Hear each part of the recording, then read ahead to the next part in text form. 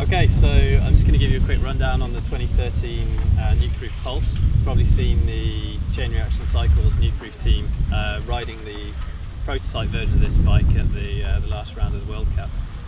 The bike's actually been in development for 2 years now, and the team have been riding different iterations of the linkage and also geometry over the last season to arrive at the point that we are with the Pulse now.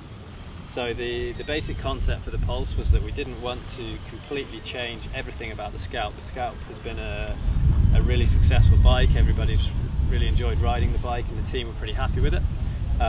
But we had a few refinements we wanted to make. So we started with the Scout as a starting point and moved from there and eventually came to the Pulse. So the main changes which our team of designers have made are the rear end is now adjustable between 445 and 435 millimeters. The front end of the bike is now longer as well. It's about 10 mil longer depending on the size.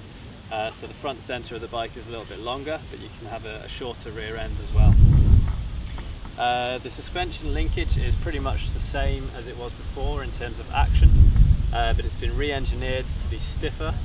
And there's a neat little feature that the bearings are all held in place with circlips, which prevents any migration of the bearings. When bikes are under load, on all bikes the bearings tend to move slightly, but the bearings are kept perfectly in place by the circlips on this bike, which means over time the suspension will remain buttery smooth all the time. The bike's going to be a little bit lighter than the Scalp was. We wanted to make sure that we maintain strength on the bike, so we haven't gone crazy light. The bike is incredibly strong. We've done a lot of testing on the bike, and the Scalp was a very strong bike which we had no problems with, but the Pulse has managed to be stronger than the Scalp, yet a little bit lighter as well. We're going to be doing a few different build options in 2013.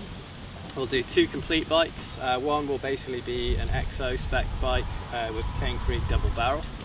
And we'll also be doing a RockShox Vivid spec bike with X9.